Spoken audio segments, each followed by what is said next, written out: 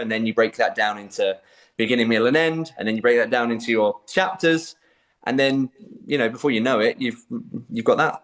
Yeah, suddenly you're walking into a bookstore and there it is. Yeah, So but that's the fun bit, like honestly, the fun. I thought when I first started writing books that this would be. Don't get me wrong, this is really cool, and holding it in your hand is yeah. amazing. I love it. It's cool, but the fun bit for me is when I'm just sitting down at my computer and I'm writing the books. That is the most amazing kind of experience, and I'm so lucky that I get to do that as a job. It's incredible. I love it. Do you ever come up with like a really wild plot line where you're like, okay, Tom, rein it in. This one, that's a little bit, that's a little bit crazy. Let's just like tone that down a bit. Yeah, sometimes, yeah, I'm a bit too ambitious, and I've kind of learned the hard way. I guess what I've learned is that books about time travel are really difficult. That's what, whenever I go into like time travel territory, I'm like, okay, hang on a second. This is going to be difficult. Am I in any way qualified? Am I the right person to be writing songs like Yeah. books like that? But yeah, actually, the chat we had today about next year's book was me and my editor were talking through like some ideas, and there was a couple of those where we're like, hang on a minute, this is complicated. Am I able to do? Because sometimes I feel like I might have a really good idea, but I just don't know if I'm the right person to tell it. And so I have to feel like, what is it that I'm good at telling? What is my kind of strength, author, that someone else isn't so good at? Where do I kind of fit? And yeah, so that is kind of constantly going through my head. It's a real, there's a lot going on up there. Well, no, I mean it checks out because you've written a book about being in a band. So I think this definitely you can see you can see how that influenced you. I'd love to know what the kind of biggest challenge that you have is. So when you are writing, like what's the biggest bump in the road? What do you find hardest about that process? Time, really. Time is the hardest thing. Like, just juggling. I'm really lucky that I get to be in McFly, and I have three awesome kids. But juggling life, band, a couple other projects that I'm working on, like, and writing books is the biggest thing, because I love, and Yeah. I suck at saying no, so I say yes to everything, and Yeah. then get myself into a right kind of scheduling disaster, and cause my managers lots of stress. Mm. My manager lots of stress. So that's my biggest challenge. But actually doing, once I commit and I'm focused on it, I don't think I've ever really got myself stuck kind of story wise. It's just up against deadlines. That's the biggest challenge.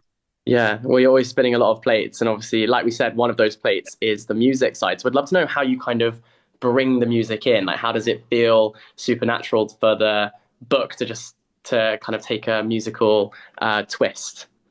Yeah, well, I guess I've always found that like a lot of McFly songs, or at least I think our kind of best ones are storytelling songs, Mm, and especially like a lot of our early stuff was very kind of story, like the songs kind of linked up, and so I always used to really enjoy writing songs like that. So I guess I've always kind of felt like whenever I was writing books, there would just be moments where I feel like, oh, then this is where the song would come. Like, it just felt like a really natural thing to be thinking about.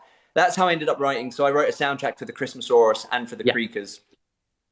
And so those just kind of happened really naturally, because they just felt like, and this would be where the character sings, or this, yeah, or you just write a character and think, oh man, it'd be really fun to write a song for, like the Hunter in the Christmasaurus or the Creakers. Like, that was really fun.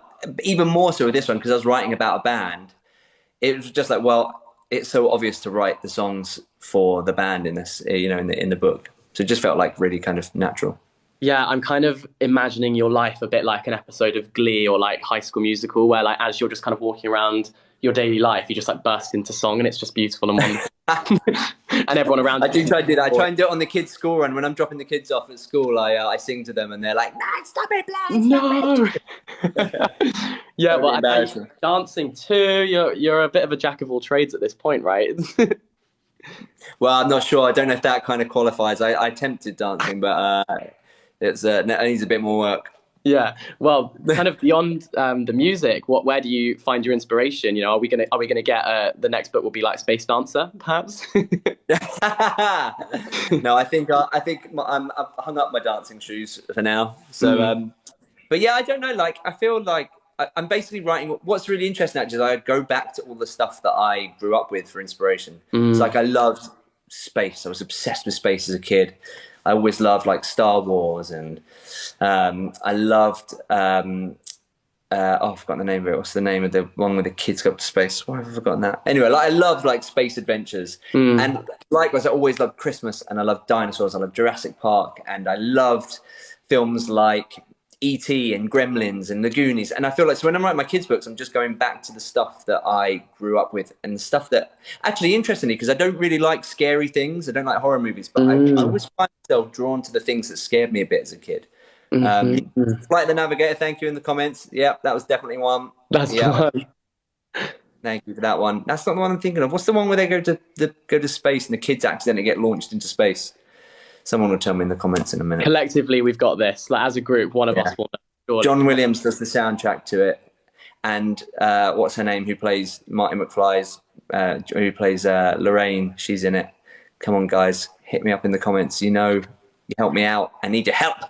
Someone's going to get it. In the meantime, I'd love to know what your favorite children's book was growing up. Well, firstly, what was your favorite children's book growing up? And then I have a follow-up question, so I'll leave you with that one. Growing up, okay, growing up. Well, let's think. I loved, well, picture book wise, I loved Dr. Zeus growing up. I Mm, loved Green Ham and The Cat in the Hat, and also The mm, Snowman had a massive impact on me and like really influenced me. And the Father Raymond Briggs, Father Christmas books and The Snowman, and they're amazing because they. What I've discovered as an adult is that what's so special and clever about them is they are picture books with no words, and so you are in the hands of whoever is reading the book to you. So there's obviously my parents obviously did a really good job at bringing those books to life for me. Oh, you segued Roald that so Dahl, I loved perfectly for Roald my next Dahl. question. Oh, go on I then. was What's going the to next ask question? you, have you read those books to your kids, and did they love them as much as you did? Yeah, like it's really interesting seeing the books that kind of have really stood the test of time. And there's like the obvious ones that have been, that are just classics and timeless. But actually, what is equally interesting is kind of being influenced by my kids and seeing, oh, what do my kids like now? Like Yeah, Buzz, my eldest, is a really brilliant reader, and he loves Diver, like obsessed with Diver Wimpy Kid.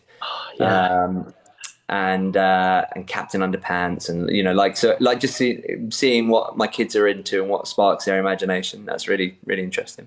Yeah, so then I guess then you're like, right, gotta write the next one that they're obsessed with. Yeah, pretty much, yeah. Just to say I'm my going to kids call it Space Camp. There it is. Thank you, say, Mel.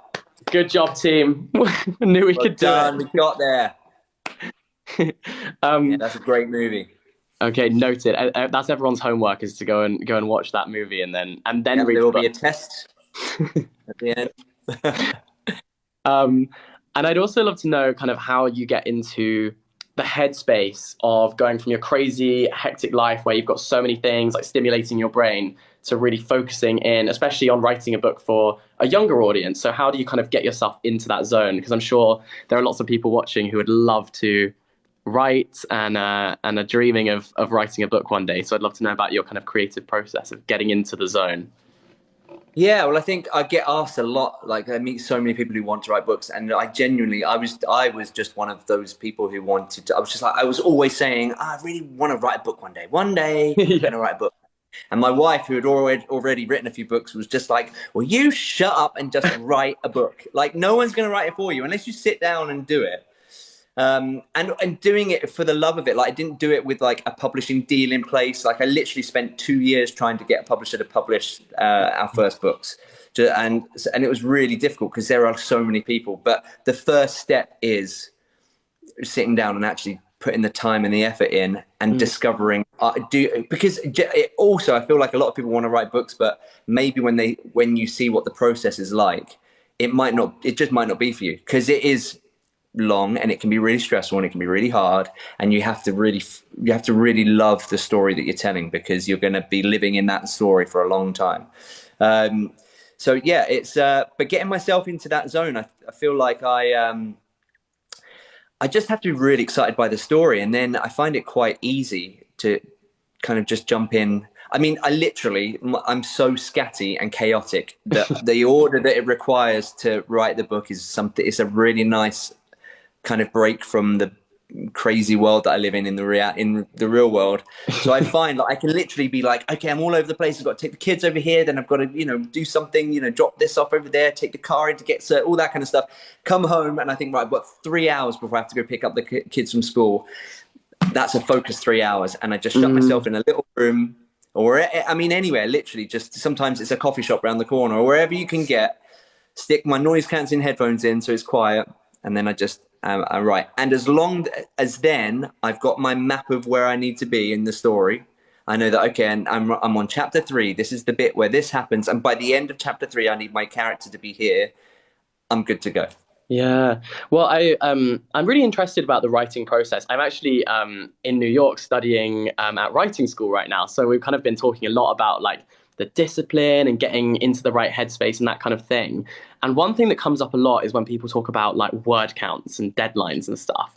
And one of the main sort of pieces of advice you get is like stop putting pressure on yourself to like write a certain number of words per day. Do you find that you have that pressure, or that you're kind of more thinking, right, I need to sit for a certain amount of time, or I just want to get this chapter done? You know, how do you kind of measure Yeah, success when you're I writing? used to.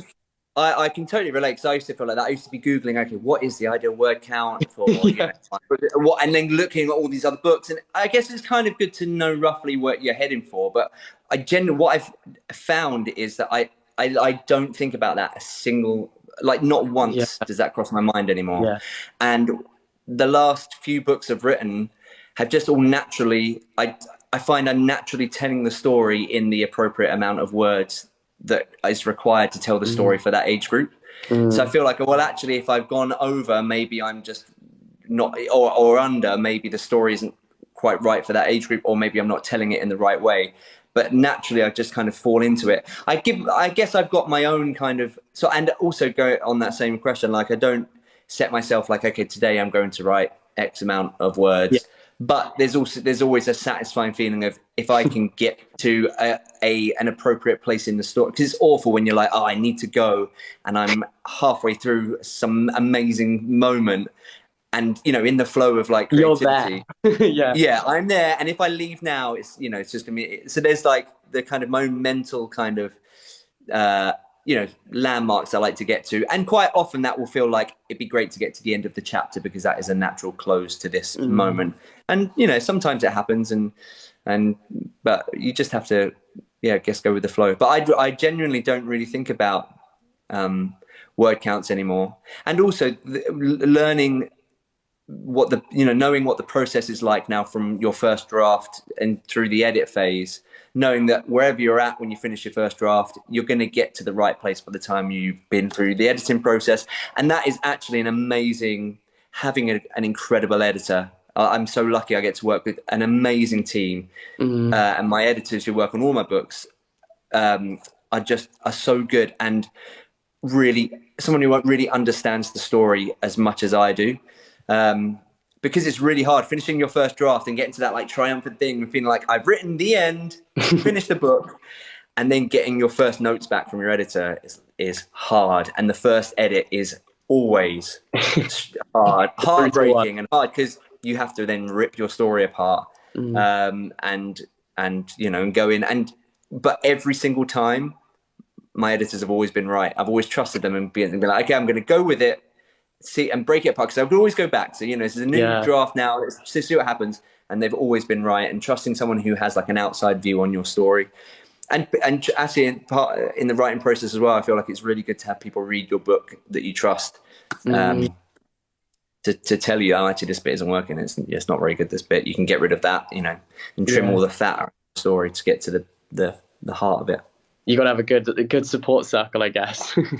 Yeah. um, and when you write, do you write in a linear way? So you're like, right, chapter 1, chapter 2, chapter 3, or do you sort of skip around and jump to bits that you're actually just really excited to write, like one specific scene? You know? Yeah, I've tried jumping around. It doesn't really work so much for me. I find it a bit, my head can't cope with jumping somewhere that I'm Mm, not at in the story. And also, but what I do, because my plans get quite elaborate. So in my plan, I will write chunks of bits. So mm, like there might be a key moment that happens, in the last, quarter of the book or something, that in my plan, where I might have written, I don't know, 1,000 words for one of the other bits. I might have 2,000 words in that bit of the plan, and it's quite detailed and there's specifics. But then I won't really write that bit until I get to it, just because I don't know. Quite often I will, you write something, you think, oh, that's a good idea I didn't think about, and I'm going to go off down here for a while and see where this goes. And yeah. so I allow myself the freedom of that at least, Yeah, and when to you're go. in the kind of, you mentioned earlier, kind of the thinking about, am I the person to write this? You know, about maybe when it's dinosaurs or space, like, am I an expert in this field enough to write it? Do you ever have to kind of do some Googling and do some research? Because I imagine most writers have very questionable search history. Come on, the stuff that you have to Google and like the bizarre things. Think, oh man, if someone saw the strange things I'm googling now. But yeah, like you have to, because you need to have like a real understanding of what the thing is you're writing about, and kids will question you on everything, so they will ask you, and you need to know, I'm prepared because I spent 10 minutes googling just that one little thing, Yeah. that one little detail. But also sometimes it's because your story is, you're telling a really important story. Like in the Christmasaurus, my main Mm, character was a wheelchair user, and I I really wanted to do that story justice, and it took so much. I mean, way beyond Google, like real research, going to talk to mm, people, and and speaking to different wheelchair charities like WizKids in the UK, and people who have lived that story, and feel like my main character is going to be giving a voice to wheelchair users. I have to do that justice. mm, That I've not. I guess since the Christmasaurus, I've not really dealt with any subjects that have required such kind of heavy research, mm. or I haven't had such a big responsibility to do a story justice like that, and since the Christmasaurus. But something I'm really proud of. But I guess I learned a lot through that process of like, okay, it's really important to research as much as I can. Yeah. Um, so yeah, that's Yeah, why I it's nice saw writing Spaceband. It makes it a little bit easier because I am the research, because I've lived that part, and you've I know been doing that exactly what for a it's while. like to. I know the smells of catering backstage at an arena. Like I know all of those things. I've been there and lived that. Yeah, so did you find that this book came together a bit quicker than the others, or was it kind of the same? Um, yeah. I would say I guess it was about the same. I was under a little bit more time pressure, so I was really late at delivering this. So I did Strictly last year, Yeah. and I would normally hand in my first draft before Christmas, and I don't think I handed in my first draft to this one until like March. Right. So I stressed everyone out with this one, but Yeah. I You're think like, in sorry the guys, I had actual a writing tango to time, learn. exactly. I mean, come on. So but I think actual writing time probably it was about the same. But previously though, I write relatively fast. The first draft is pretty quick. I think I can Mm. do a first draft in about 3 weeks, Oh which is pretty wow. quick, I think. Yeah, as Yeah, long as I've kind of planned it all out, the actual that's the thing. You've writing done of the so first much draft. thinking time, so then it must be almost a relief to actually sit down at your computer and just actually bash it all out. Yeah. But then Um, if you don't have 3 weeks, or if you've got 3 weeks, but those actual 3 weeks of writing time is spread out over, a couple of months, it can yeah. be more challenging. Yeah, and do you think that you can see the improvement within your own writing, from your first book to this one? When you look back, are you like, wow, I can really see how practicing and doing this more and more has made my writing better and reads better? Yeah, so much. So much, and it's really frustrating because bits you go back and think, oh man, I would say I definitely do. Not tell the story, not change the story, but just I would tell it differently, or I would structure Mm, it slightly differently. And so yeah, I mean, you learn all the. But it's like with anything that you do, until you're actually doing it, you don't get better. You have to just keep going. But it's the same with music. Like every album, you learn something. But yeah, quite often, there's some sort of little magic in the kind of in your naivety. It's like going yeah, back and looking at early songs. You think, man, I would never ever write songs like that anymore. And even though they're clumsy in places, and where and dodgy rhymes, or obvious chord structures, or sometimes not obvious chord structures. Sometimes chords you think, why did I go there? That's bizarre. But there's some little bit of magic in those things that you do without knowing why you do them. And maybe more so with songs, but when you kind of understand the structure of songs and what songs should be, or the different kind of tricks that you can play, and when you've got more of an understanding of it, it can get a bit boring, mm, and it's really nice to kind of, yeah. So in a way, yeah, there's something nice about having more experience, but also it's quite. I feel like it's something nice about the kind of innocence of just doing it without knowing the rules that you're breaking. yeah. Well, true. I'm going to take some questions from the comment section. So if you have a burning question that you've been thinking this whole time. Chuck it in there, and I'll read as many as I can. But to start off with, someone said, "Do you get enough time to read?" And what was the last book that you read?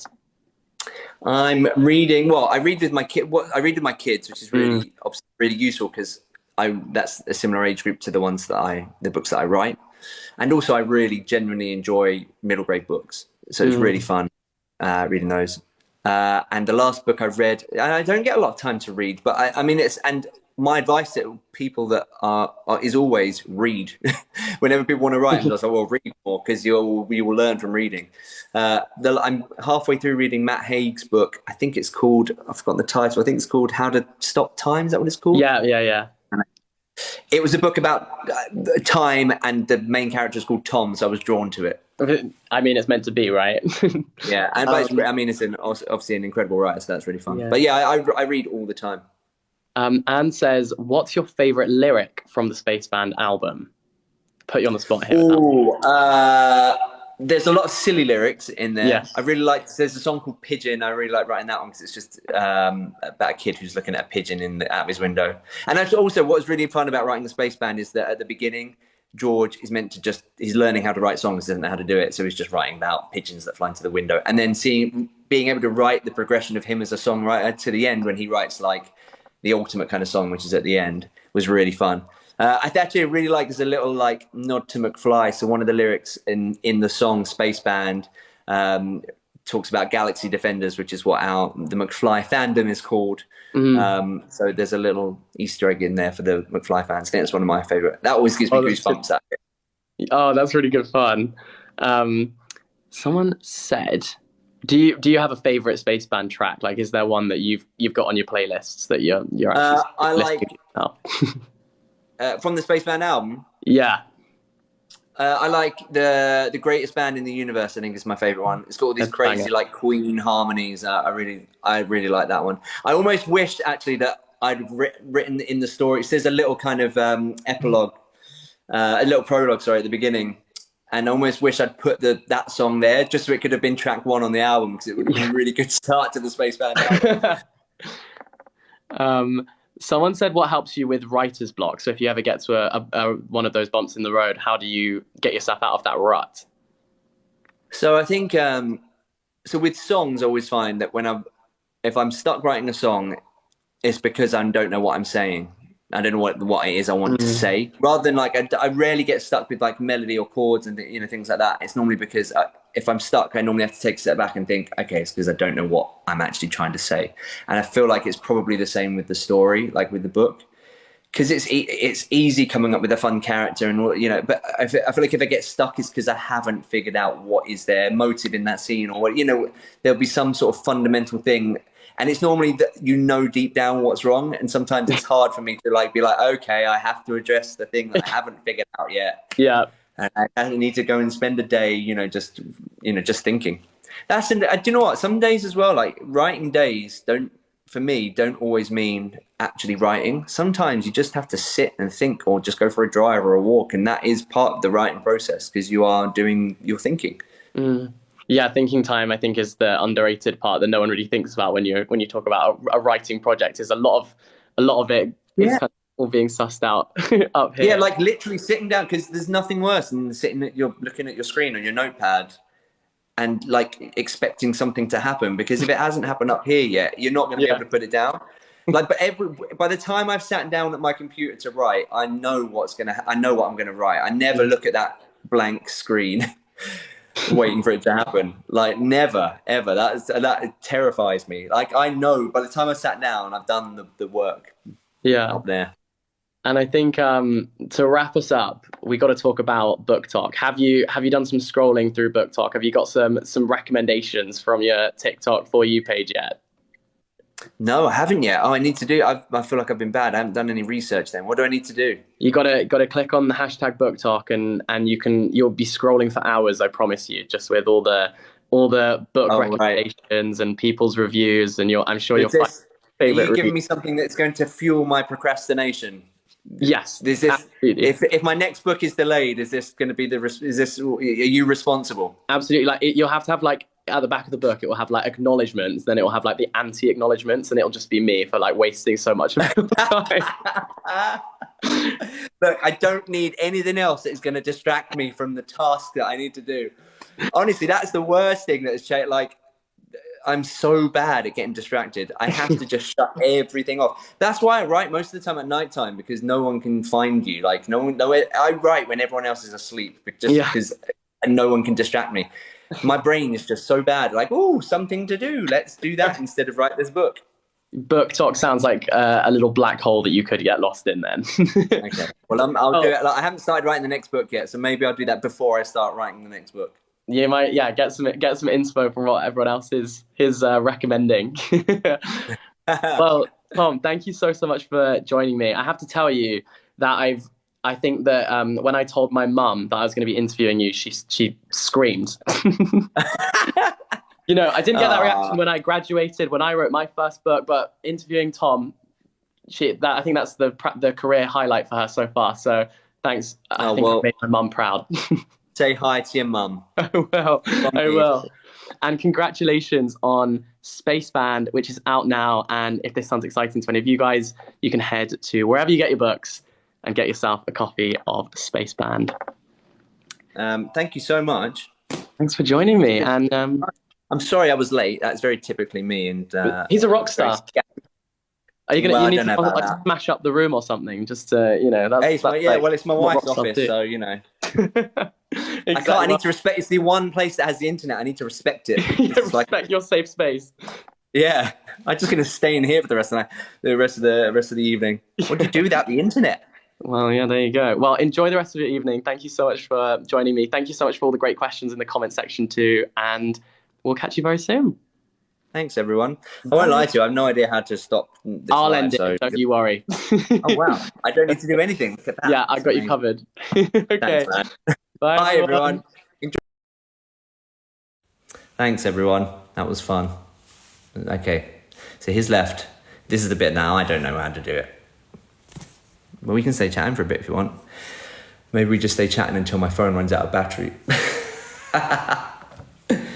Thanks, everyone. That's been super fun. Look at me on TikTok. Who'd have thought this day would come? Right, I should probably go and help out with the rest of the bedtime routine. Hi. Enjoy whatever you're doing for the rest of the evening. And if you are reading Spaceband, I really hope you love it. Thank you so much for reading my books, and hope you enjoy the Spaceband album as well. Bye, everyone.